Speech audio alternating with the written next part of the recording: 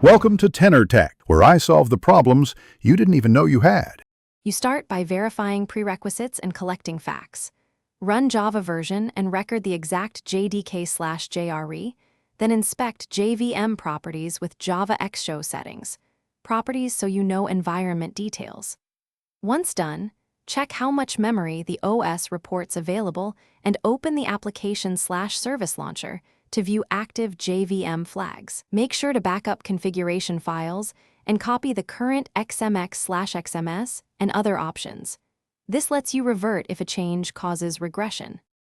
Now modify the JVM configuration to address the error. Reduce or increase XMX based on symptoms.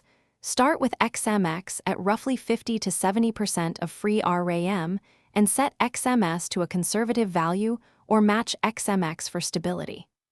Once adjusted, enable garbage collection, logging, and heap dumps so you can observe behavior. Add xlog, GC*, or Roman 20, plus print GC details and Roman 20, plus heap dump on out-of-memory error. Also tune metaspace or finish by validating changes. Restart the application and monitor startup and runtime logs for new errors, and collect GC logs and any heap dumps created. Once running, reproduce the workload to confirm the JVM error is gone. If problems persist, use JCMD, JMap, and JStack to inspect threads, native memory, and heap contents.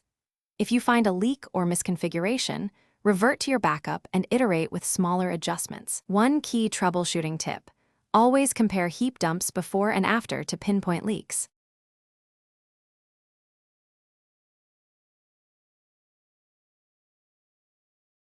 Thanks for watching. Subscribe to keep your life in tune.